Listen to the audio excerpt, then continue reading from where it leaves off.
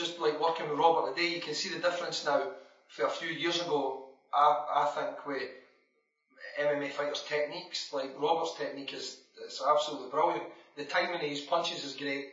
You tell him to make a simple move once if it's not quite right, and he's getting it right. So I think that shows as well that MMA fighters realise that boxing is important in their arsenal. And for me, looking at a boxer and I see like guys like you punching, I'm just in awe. I'm like, unbelievable the technique you put in it and the way the body mechanics work. So before I was a wee bit used to neglect it and think, oh, it can't be that important. But then when I see the way you guys are punching, and the boxing speaks for itself, the knockouts that you guys, it mounts up, you know what I mean?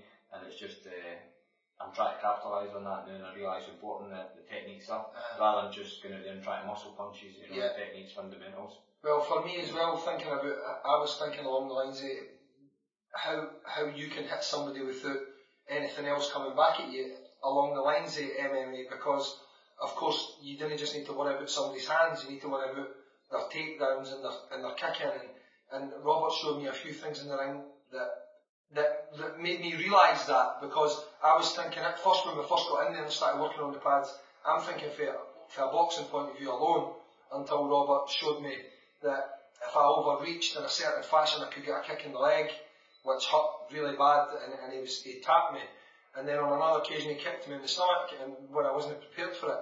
And that's a shock to the system as well. So you've got to take these things into account, that you can't just box and expect only hands to come back. I mean, I have seen UFC fights where sometimes it turns into a boxing match. And that for me would be a perfect scenario if I was working Robert's corner, because I could then instruct him on how to get the best punches off that are effective for his style without him getting hit back. But obviously the UFC doesn't work like that. You have to be aware of a million different styles, so that's what it's called. For you watching the UFC, how do you think technical wise some of these guys are throwing punches? Do you think they're as technical as boxers, or do you think they're lacking technique? I think they are lacking technique. I think that some of them overreach terribly. If I've noticed one thing, a lot of them overreach. But then I noticed a year or two back that a lot of the top fighters were going to the top boxing trainers to help with their boxing technique. So what I did notice was over the years was a lot more usage of the jab. A lot more UFC fighters are now using their jab, and they're now understanding that the jab is a punch that sets up brilliant attacks. So for you to have a good jab, you can then follow up with some great kicks. For you to have a good jab, you can then follow up with takedowns.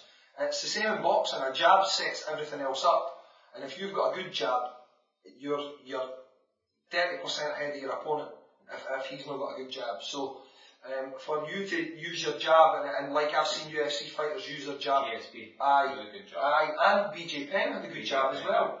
And I also noticed, I know it's a while back, but Andrei Arlovski, I was in the gym with him in Vegas once and I seen him using his jab, and his jab was really impressive. And I actually had a mess around with him in the ring, and I was surprised at his jab, how sharp his jab was, and his technique was impressive as well. Yeah, I think it's just taking a bit of time for the rest of the guys to catch up on that. Yeah. A lot of the bigger fighters and stars in the UFC really knew how important it was back then. And it's just now that we're kind of picking up on it now. And of course they've got the financial resources to be employing guys like Freddie Roach and whoever else they're employing over there to take the time to teach them a bit of extra boxing. And of course over here in Scotland, Robert's got Colin McNeil and now myself, you know, to help him with his boxing, and I was really surprised today how good his boxing is, his technique and his balance, his feetwork. If Robert was to take up boxing, I think he could be a Scottish amateur champion within a year or two.